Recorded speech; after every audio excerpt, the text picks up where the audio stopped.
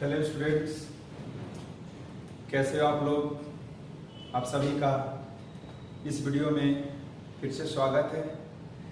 आज की इस वीडियो में हम लोग सिस्टम ऑफ इक्वेशन पे बात करेंगे। सिस्टम ऑफ इक्वेशन को हम मैट्रिक्स मेथड से कैसे डील करते हैं, इस पे चर्चा करेंगे। तो आइए शुरू करते हैं आज का अपना ये वीडियो। तो आज का अपना टॉपिक क्या है? System of equation. System of equation के इस टॉपिक में हम लोग बेसिकली इस वीडियो में थ्री अननोन्स पे जो इक्वेशन होते हैं, थ्री अननोन्स में जो इक्वेशन फॉर्म होते हैं, उनके सिस्टम पे बात करेंगे। दो वेरिएबल का जो इक्वेशन होता है, सिस्टम बनता है, वो तो आप 10th क्लास में डील कर चुके हो। हालांकि उसको भी यहाँ पे डील किया जा सकता है। तो आज का अपना जो वीडियो है, system of equation by matrix method. ठीक है। अब ये क्या है कि सपोज अपने पास सिस्टम है a1x b1y c1z equal to d1। ये फर्स्ट इक्वेशन है, a1x plus b1y plus c1z equal to d1। And second one is a2x plus b2y plus c2z equal to d2।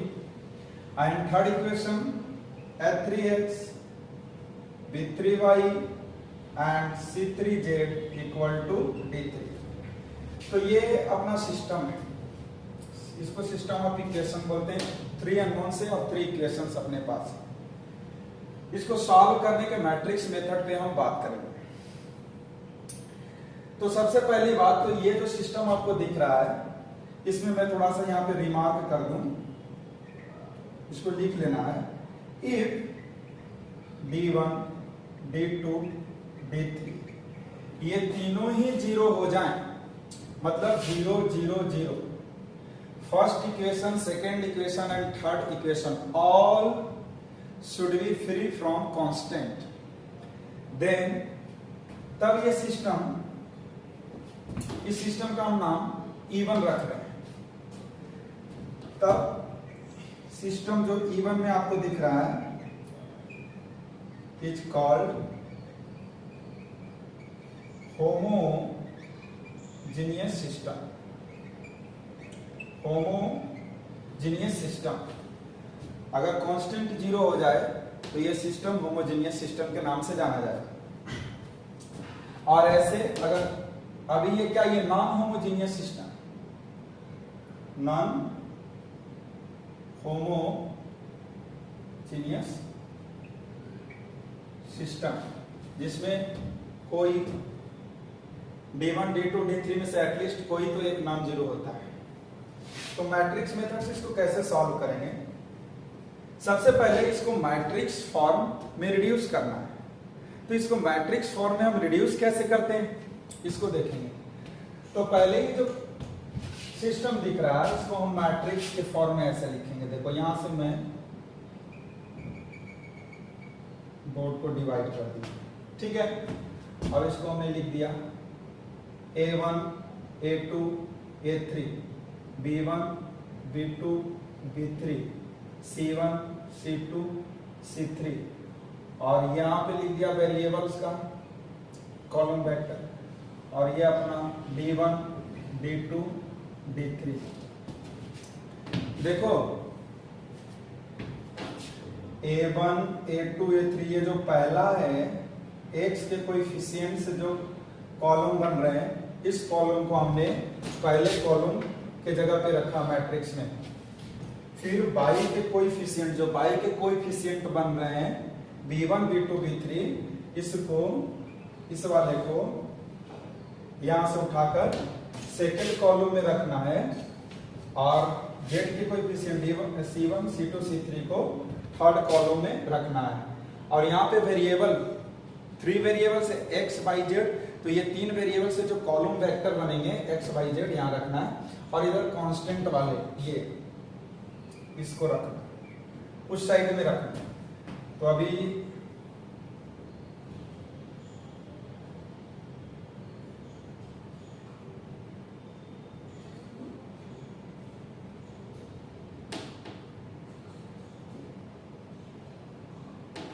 हाँ, अब इसको जब आप इनटू करोगे तो फर्स्ट रो ऐसे इक्वल टू D1 होगा, सेकेंड रो इसमें इनटू होकर इक्वल टू D2, तो फिर से ये सिस्टम ही मिलने वाला है, ये कुछ दूसरा नहीं लिखा हुआ। अब ये जो मैट्रिक्स है इसको बोलते हैं कोएफिशिएंट मैट्रिक्स, कोएफिशिएंट मैट्रिक्स, और इसको कैपिटल ए से डिनोट कर सकते हैं।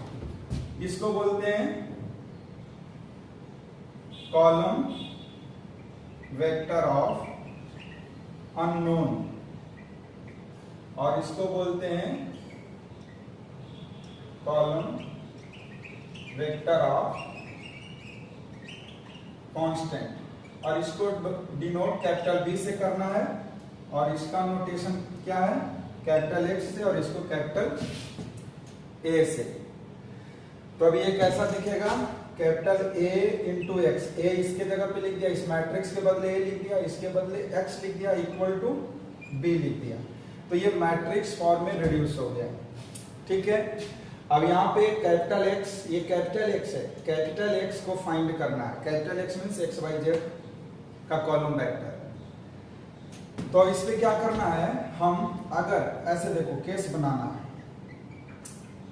If A is non singular, matrix a non singular मतलब कि ए का डिटरमिनेंट अगर नॉन जीरो हो तो ए इनवर्स एग्जिस्ट करेगा, तो हम ए इनवर्स से दोनों साइड इसको इनटू करेंगे। ठीक है, तो यहां पे A inverse A into X equal to A inverse B आ जाएगा। लेकिन अभी थोड़ा सा इसी को मैं यहां पे कर दे रहा हूं, A inverse A inverse A equal to I identity matrix into X, और यहाँ पे ए इनवर्स बी, तो एक्स इक्वल टू अपना आ गया ए इनवर्स बी, तो ये एक्स का वैल्यू आ गया, मतलब कॉलम वेक्टर के फॉर्म में। अब ए इनवर्स का मतलब हुआ इस मैट्रिक्स का इनवर्स, और बी का मतलब ये इन दोनों को इनटू करना। अब इसको यहां से देखिए,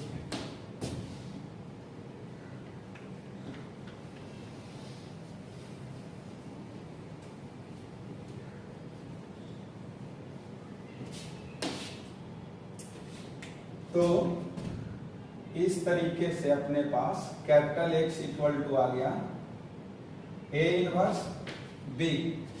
ए इनवर्स का मतलब क्या होता है, एडजॉइंट ए, और नीचे ए का डिटरमिनेंट होगा, तो ये एक्स हो गया। एक्स फाइंड करने के तरीके ये। लेकिन अब बात आती है कि इफ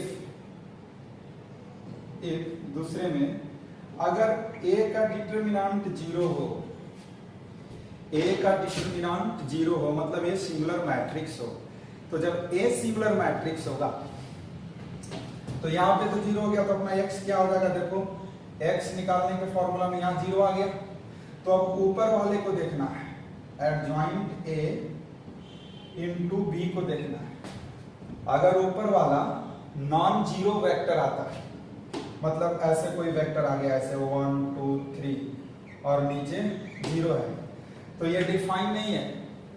ये डिफाइन नहीं है का मतलब ऐसा लिखेंगे, कितना जीरो हो एंड ऐसे, इसको यहां पे एक बार लिख लेते हैं फिर नीचे कर लेंगे, and adjoint A into B non zero हो, तो इसका मतलब हुआ कि सिस्टम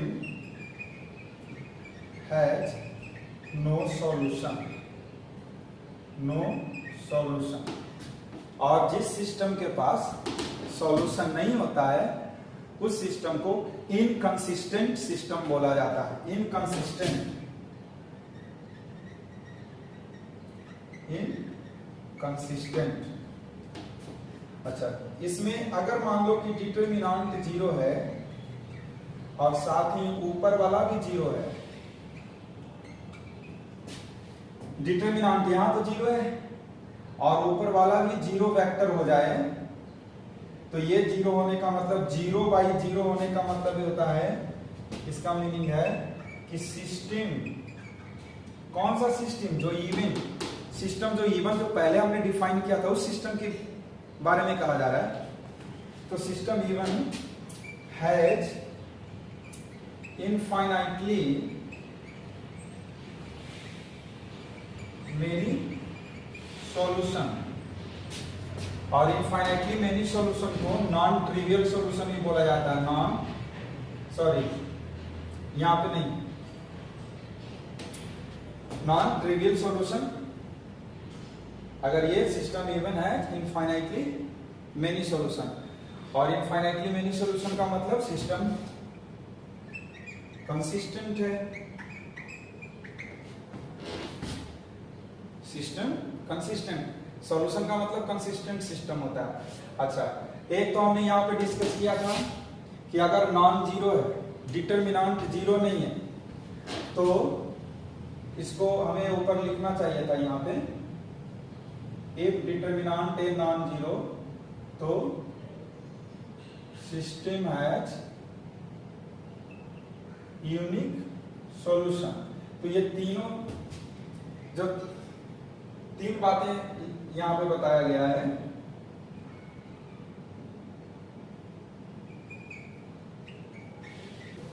बतलाया गया है। पहला तो ये कि अगर डिटरमिनेंट नॉन जीरो है तब सिस्टम के पास, सिस्टम मींस जो इवन में डिस्कस किया गया उसके पास यूनिक सॉल्यूशन होगा। दूसरा में अगर डिटरमिनेंट जीरो है तब आपको ऊपर वाले डिनोमिनेटर को देखना है, adjoint A into B non zero है तो सिस्टम के पास कोई सॉल्यूशन नहीं होगा, इनकंसिस्टेंट सिस्टम होगा। और थर्ड वन ये कि अगर नीचे जीरो और यहाँ पे छुप जाइए इक्वल टू जीरो तब इंप्लाइज लगाना, ये भी जीरो है, then system has infinitely many solution. और इसको जिसके पास सॉल्यूशन होता है उसको कंसिस्टेंट सिस्टम बोला जाता है। यूनिक सॉल्यूशन को भी कंसिस्टेंट बोलेंगे, ठीक है। जिस सिस्टम के पास सॉल्यूशन है उसको कंसिस्टेंट बोलेंगे। अब सॉल्यूशन दो तरीके से हो सकता है, या तो यूनिक सॉल्यूशन होगा या फिर इनफाइनाइटली मेनी सॉल्यूशन हो सकता है, ठीक है। इसको लिखिए, अब हम लोग आगे कंटिन्यू करें, ठीक है।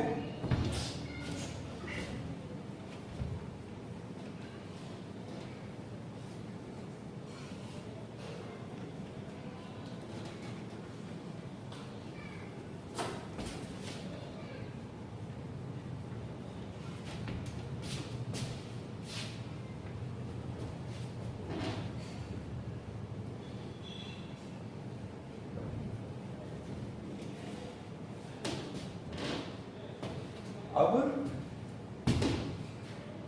होमोजेनियस सिस्टम पे बात कर लेते हैं।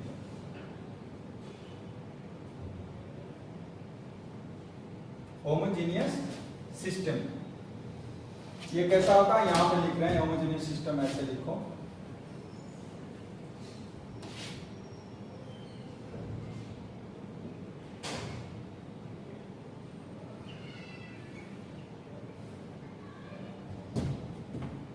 a1x b1y c1z equal to zero, इसमें कांस्टेंट जीरो होता है।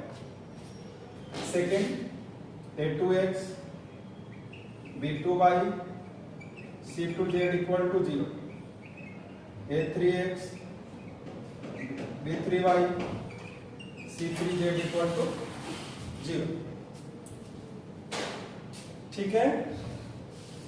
तो इसको मैट्रिक्स फॉर्म में अगर आप लिखोगे तो कैसा होगा, a1 a2 a3 reduces to, matrix form में रिड्यूस कर रहे हैं। यहाँ पे b1 b2 b3 c1 c2 and c3, और यहाँ पे क्या होगा x y z, और यहाँ पे क्या होगा 0 0 0, d1 d2 0 है ना। तो ये कैसा होगा, देखो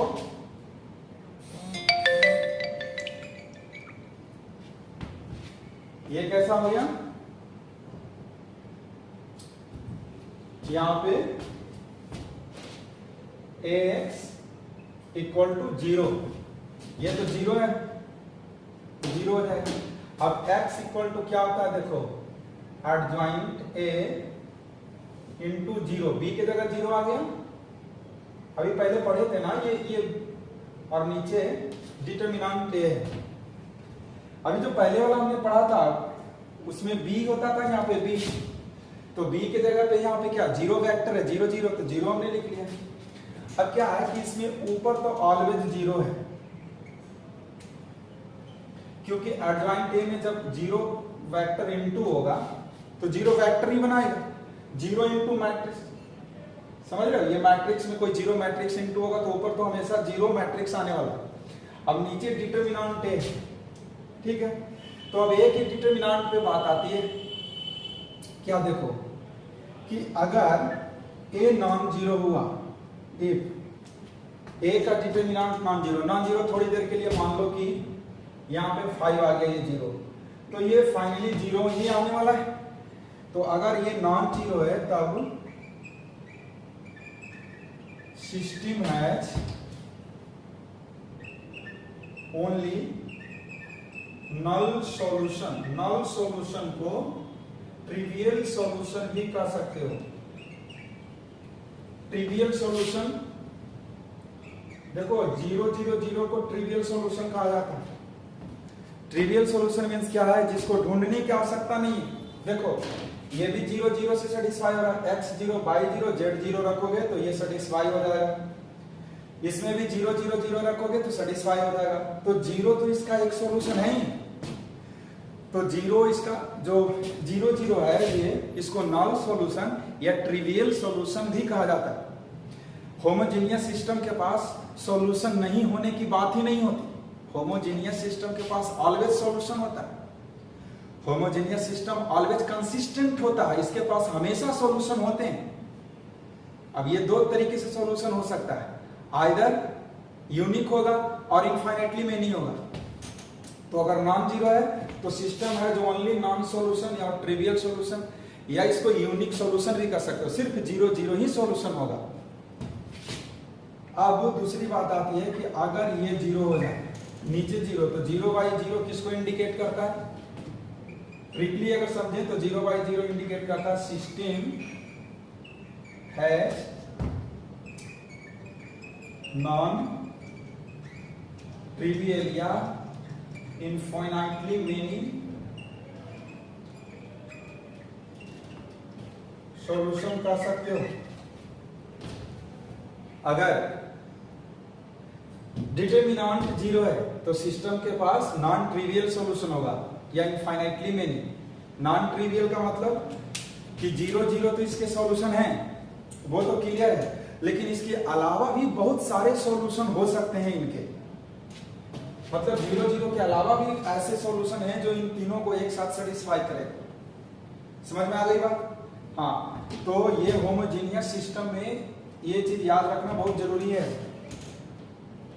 होमोजेनियस सिस्टम में ऊपर हमेशा 0 आएगा और बात इस पे आती है। आप एक पॉइंट नोट कर लो, homogeneous system is always consistent, ये लिख लो, ऑलवेज कंसिस्टेंट होता है। होमोजेनियस सिस्टम के पास ऑलवेज सॉल्यूशन होता है, तो इसको तो आप लिखो।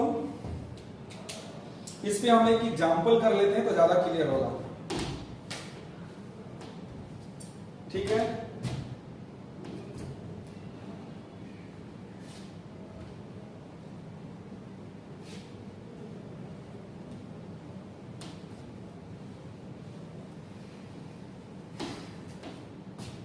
देखो x प्लस लैम्डा वाई, मैं क्वेश्चन एक लिख ले रहा हूं, x plus lambda y minus z equal to 0। पहला इक्वेशन तो ये है, और दूसरा है lambda x minus y, lambda x minus y minus z equal to 0, ठीक है? और तीसरा है x प्लस वाई और minus lambda z equal to 0। अब ये सिस्टम है और पूछा गया है for how many values of lambda this system, और ये system has non trivial solution.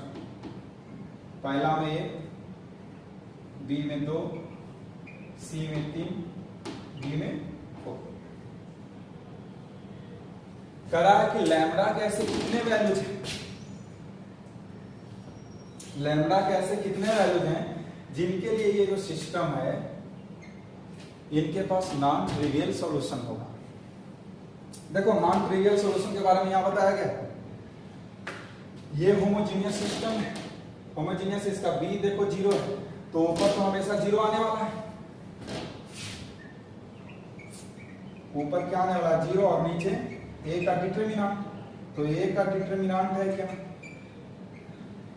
A means coefficient matrix का डिटरमिनेंट, तो कोएफिशिएंट मैट्रिक्स यहां लिखो O1 lambda 1 O1 lambda O1 lambda -1 O1 और -1 माइनस लैम्डा, इसको 0 होना पड़ेगा नॉन ट्रिवियल सॉल्यूशन के लिए।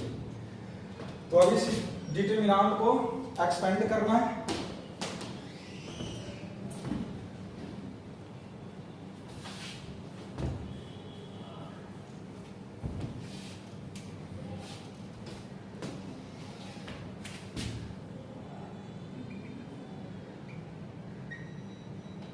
इस डिटरमिनेंट को एक्सपेंड करो,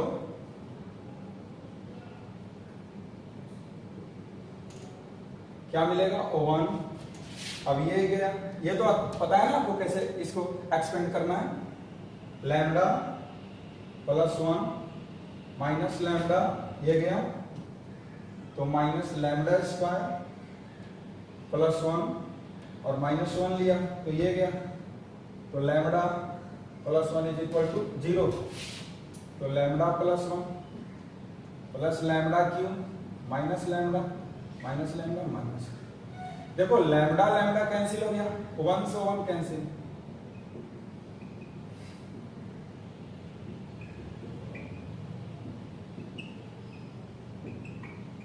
तो लैम्डा के कितने वैल्यू आए, लैम्डा के 3 वैल्यूज आए, तो 3 वैल्यूज के लिए ये इसके पास नॉन ट्रिवियल सॉल्यूशन होगा।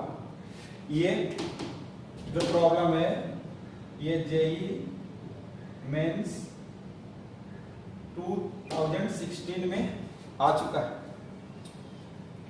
तो कैसे सॉल्व करना समझ गए, क्या मीनिंग है उसका, ठीक है। अब क्या मैट्रिक्स मेथड से एक सिस्टम को भी सॉल्व करके हमें एज एन एग्जांपल देख लेना चाहिए कि कैसे सॉल्व करते हैं। तो हमारे पास एक प्रॉब्लम है, आप इसको लिखो y + 2z, इसको आप लिख लिए क्या, अच्छा ठीक है,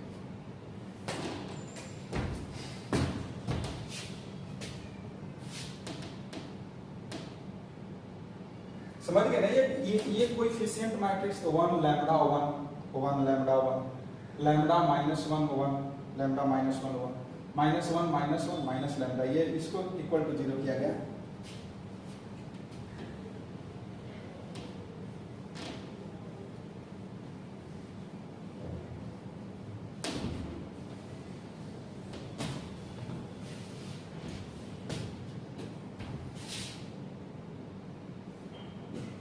सॉल्व करना है y + 2z equal to, question एक बार लिख लूं, -1 और फिर अपना है x + 2y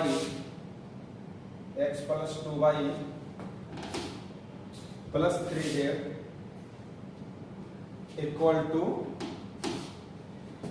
x + 2y + 3z equal to 2 और 3x + y + z equal to 9।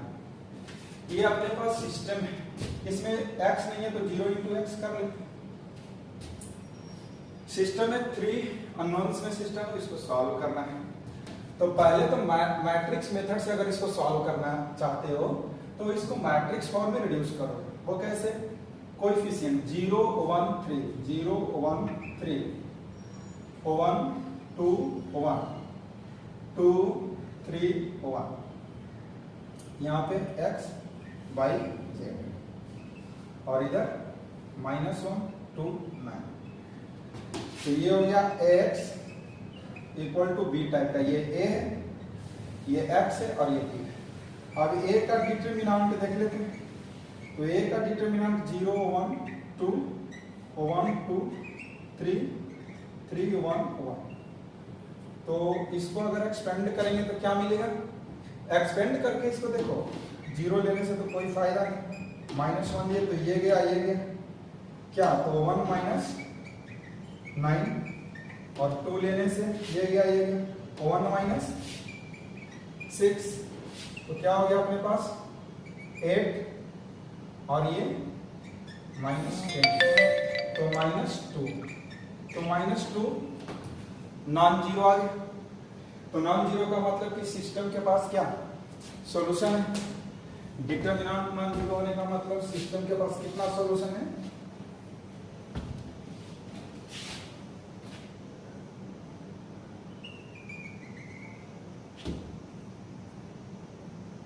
System has unique solution. कैसे ये पता चला, क्योंकि ए का डिटरमिनेंट नॉन जीरो है, इसलिए हम कह रहे हैं कि सिस्टम है यूनिक सॉल्यूशन। ठीक है, तो ये यूनिक सॉल्यूशन फाइंड कैसे होगा, x equal to A inverse b से, तो ए इनवर्स चाहिए, तो ए इनवर्स कैसे फाइंड होता है, एडजॉइंट ए को ए के डिटरमिनेंट से डिवाइड करते हैं, तो एडजॉइंट ए चाहिए, तो एडजॉइंट ए क्या होता है, कोफैक्टर मैट्रिक्स का ट्रांसपोज होता है, कोफैक्टर मैट्रिक्स का ट्रांसपोज, आप तो जानते हो ना एडजॉइंट ए फाइंड करना, तो कोफैक्टर फाइंड करेंगे, तो इसका कोफैक्टर क्या होगा, ये गया, तो 2 -3 ये हो गया -1, इसका कोफैक्टर क्या होगा, इसका कोफैक्टर, तो ये गया, तो 1 - 6, तो कितना माइनस, ये और ये गया, तो 1 - 9, तो -8, ठीक है, तो -8, तो 8 हो गया यहाँ पे, और फिर 2 का कोफैक्टर 5 हो जाएगा, फिर इसी तरीके से 1 का कोफैक्टर 1, फिर अपने पास, तो इसमें ए इनवर्स एडजॉइंट ए को डिटरमिनेंट ए से डिवाइड करना है, तो एडजॉइंट ए कैसे फाइंड करेंगे, एडजॉइंट ए क्या होता है, कोफैक्टर मैट्रिक्स का ट्रांसपोज होता है, कोफैक्टर मैट्रिक्स का, कोफैक्टर आप तो ये सब जानते हो ना, ए इनवर्स फाइंड करना कैसे करते हैं, तो देखो अपना जो मैट्रिक्स ए था ये 0, इसका कोफैक्टर 2 -3 -1 होगा, यहाँ पे लिख दिया, फिर यहाँ पे 1 है, यहाँ पे ए अपना था ना ऐसा, ए था 0 1 3 1 2 1 2 3 1, तो इसका कोफैक्टर -1, इसका कोफैक्टर 8, इसका कोफैक्टर 2 का 5, इसका इस तरीके से सारे का कोफैक्टर हमने यहाँ लिख दिया, उसका ट्रांसपोज ले लिया, तो ये मैट्रिक्स मिला। ट्रांसपोज तो जानते हो ना, पहले रो को पहले कॉलम, दूसरे रो को दूसरे कॉलम, तीसरे रो को तीसरे कॉलम हम बनाते हैं। अब उसको डिटरमिनेंट से डिवाइड करना है, तो डिटरमिनेंट क्या था, -2 था, फाइंड किया, तो उससे डिवाइड करेंगे, तो प्रत्येक एंट्री को अंदर जाके 2 से डिवाइड करेंगे, तो अपना ये मिलेगा, 2 से डिवाइड कर देखो, ये 1/2 हो जाएगा, ये -1/2 होगा, नहीं होगा, ये 1/2 होगा, ये कितना हो जाएगा, -4 +3, ये -1/2, ये हाफ आया ना यहाँ पे, इंटू 1/2, फिर यहाँ हाफ आएगा, -5/2, फिर ये -1/2 यहाँ पे आएगा, -3/2, फिर ये -1/2 यहाँ पे आएगा, 1/2, तो ये हाफ अंदर जाके इसमें प्रत्येक में मल्टीप्लाई होगा, ठीक है, तो अपना ये ए इनवर्स फाइंड आउट हमने कर लिया। अब उसके बाद हमको x equal to A inverse b होता है, तो ए इनवर्स में b से इंटू करना, तो ए इनवर्स अपना ये, अब सिस्टम क्या है, सिस्टम को मैं थोड़ी देर के लिए इरेज करना, ठीक है, ए इनवर्स में b से इंटू कर दिया, अब ये -1 2 9 सब ये पहले लिखा हुआ था, तो ये पहला रो इसमें कॉलम में इंटू होगा, तो ये आ गया, दूसरा रो दूसरे कॉलम में इंटू होगा, तो देखो 4 6 -9 फिर ये इंटू हो गया, तो कितना हो गया, इसको ऐड करेंगे तो 3 1 -1, तो ये आ गया x इक्वल टू, लेकिन x होता क्या है, देखो x हमने सपोज किया था x बाई जेड को, और RHS में क्या है 3 1 -1, तो ये हमें क्या बताया, x का वैल्यू 3 है, y का वैल्यू 1 है, z का वैल्यू -1 है, तो x का वैल्यू 3, y का वैल्यू 1 और z का वैल्यू -1, तो ये फाइनल सॉल्यूशन हो गया, आंसर हो गया, सिस्टम सॉल्व हो गया। तो आपको इसमें ए इनवर्स फाइंड करने का टेक्निक पता होना चाहिए, तभी आप x फाइंड कर सकते हो। अगर इसको लिखना चाहते हो तो लिखो। आज की इस वीडियो में इतना ही तक रहने देते हैं। मैट्रिक्स मेथड से कैसे सॉल्व करना है आपने देख लिया, ठीक है।